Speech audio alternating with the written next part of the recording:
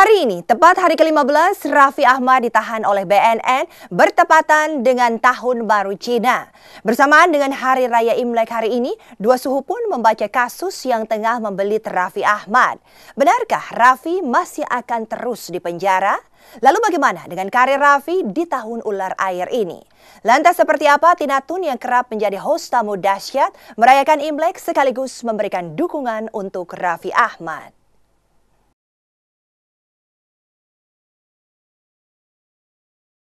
Pekan ini bertepatan dengan Tahun Baru China atau Hari Raya Imlek, genap sudah presenter dahsyat Raffi Ahmad 15 hari ditahan Badan Narkotika Nasional.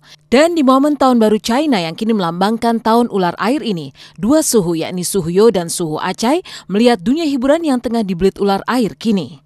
Dan bagaimana jika dua suhu tersebut melihat kasus yang tengah membelit Raffi Ahmad? Menurut Suhu Yo dan Suhu Acai, sulit memang bagi Raffi untuk lolos dari jerat hukum. Pada akhirnya, Raffi memang akan tetap dihukum, namun tak akan dihukum berat.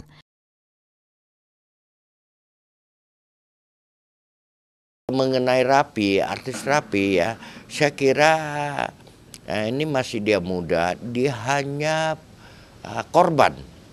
Saya kira Raffi gak akan dihukum berat, akan kena apa kayak ini, kena korban aja. Masih punya peluang menyadari atau mencucikan badan diri dia. Ya kita mau bilang dia beruntung sih gimana. Dia waktu kena di tahun naga, ekor naga. Kita lihat aja sebentar lagi hukumannya nggak akan berat. Apalagi kalau dia mendekam, itu kalau gitu bisa kena sampai 3 tahun. Hukumannya minimal itu kalau 3 tahun itu mungkin sudah ditinggalkan teman-temannya karena kesibukan sudah mulai beda. Yang satu sudah mendekam pas keluar mulai dari awal lagi, yang satu lagi sudah di atas, mungkin akan ada perbedaan kesana. Saya sama tim siap memperjuangkan Raffi dengan kesaksian saksi-saksi yang kita hadirkan, yang meringankan Raffi, terus dengan pembuktian yang ada, yang kita lengkapin. Saya bilang, iya bang, pokoknya perjuangkan saya bang ya. Iya Pi, saya bilang. Bila prediksi Suhu Yo maupun Suhu Acai nantinya jadi kenyataan, tentu akan berdampak pada nasib karir Raffi. Sebelum serangan fajar ke rumah Raffi di kawasan Lebak Bulus, Jakarta Selatan, yang menyeret Raffi menjadi tersangka kasus narkoba, karir artis ini tengah menjulang tinggi. Tidak saja bergelimang popularitas, Raffi juga bergelimang materi. Rasanya tak ada satupun masyarakat tanah air yang tidak mengenal sosok Raffi. Dari pagi, siang, sore hingga malam, wajahnya terus muncul di layar kaca. Tapi langit seakan runtuh ketika rumahnya digerebek di akhir pekan dan kemudian Raffi dijadikan tersangka. Mendekam di sel tahanan, ia pun tak bisa lagi menjumpai penggemarnya. Semua jadwal kerja berantakan. Lantas bagaimana karir Raffi di Tahun Ular Air setelah tersandung kasus narkoba? Akankah bintangnya masih secemerlang tahun sebelumnya? Nggak masalah, itu hanya sedikit. Itu pohon tambah tinggi pasti ada angin tambah kencang. Harapan saya tuh Bung Raffi jangan terlalu putus asa. Ya mungkin kali ini udah dapat pelajaran, ya banyak perubahan sejak Tahun Ular ini. Masih ada punya peluang. Harapan saya juga dia akan bisa besar lagi. Pasti akan tinggal, akan turun. Dulunya kan fan-fannya banyak yang tua-tua ya. Sekarang akan ditinggalkan yang tua-tua, cari yang lain lagi yang bisa yang muda-muda lagi gitu ya. Apa yang terbaca oleh dua suhu tadi membuat Tina Tun yang juga hari ini merayakan Imlek sangat terkejut seolah tak percaya. Jangankan mendengar kemungkinan Raffi tidak akan lolos dari jerat hukum di pengadilan nanti. Saat mendengar Raffi digelandang ke BNN dan dijadikan tersangka saja, Tina Tun masih sulit mempercayainya. Di matanya, Raffi sosok yang hebat dan kuat karena sejak sangat muda sudah menjadi tulang punggung keluarga. Karena itu melalui lagu persembahannya, ia berharap badai segera berlalu dari kehidupan Raffi. Jadi ya mudah-mudahan sih dia kuat, tegar dan makin selesai lah gitu, cepat selesai kalau bisa gitu. Kasiannya itu dia kan satu tulang punggung keluarga, terus udah nggak ada ayahnya juga gitu.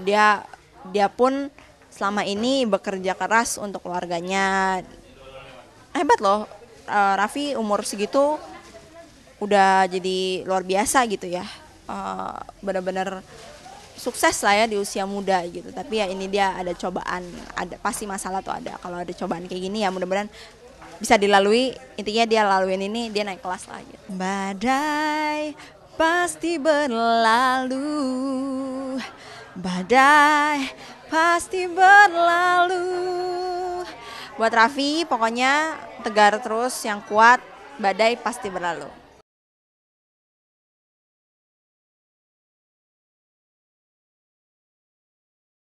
Sembari mendoakan agar badai segera berlalu dari kehidupan Raffi, Tina Toon yang juga kerap menjadi host tamu panggung musik dahsyat ini kemarin tak lupa melakukan persiapan Imlek.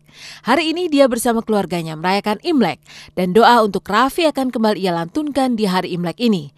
Karena itu, sejak kemarin ia melakukan persiapan yang tergolong luar biasa untuk menyambut Tahun Baru China atau Hari Raya Imlek. Hai pemirsa Intens, ni hao ma? Wih, bahasanya bahasa Mandarin, ya kan?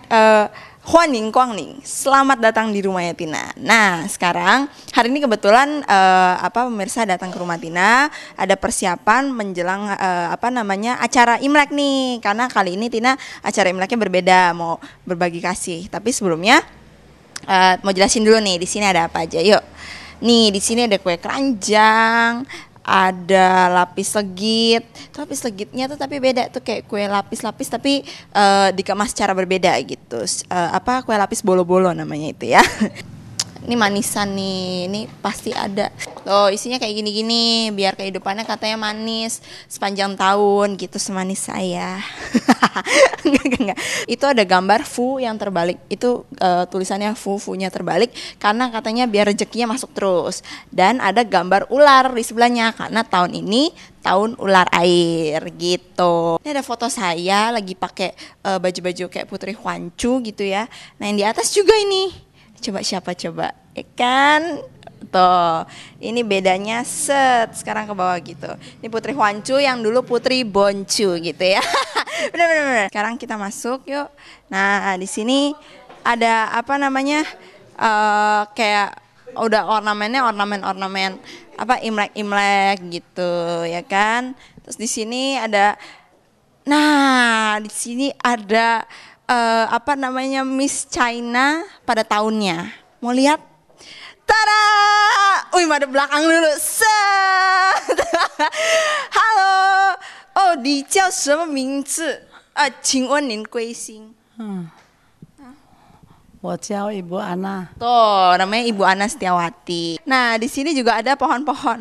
Ini pohon jeruk nih. Kalau pohon jeruk ini katanya lambang rezeki gitu ya. Sini dong, Oma dong.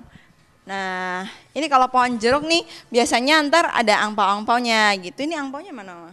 Angpaunya belum ditaruh. Oh, belum ditaruh, lagi diisiin. Ya, karena gitu tradisinya, pokoknya kalau yang belum nikah dapat angpau, kalau yang udah nikah ngasih angpau.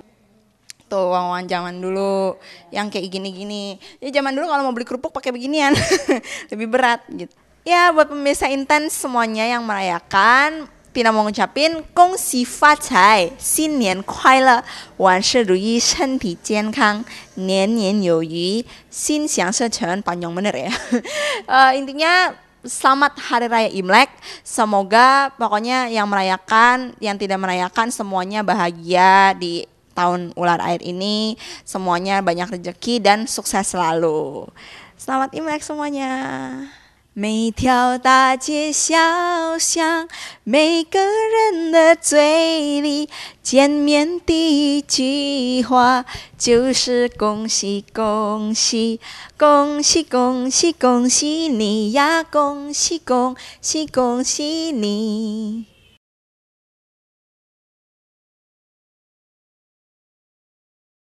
Persiapan Tina Toon merayakan Imlek beserta harapan dan doa yang dilantunkannya untuk Raffi Ahmad tentu membawa harapan baru tersendiri bagi yang didoakan. Tapi di saat kasus Raffi masih bergulir, komentar Farhad beberapa waktu lalu akan kasus ini menjadi cerita tersendiri. Benarkah Farhad punya bukti terkait omongannya tentang Raffi dan Yuni? Benarkah Yuni akan melaporkan Farhad ke pihak berwajib? Saksikan Intens di segmen selanjutnya.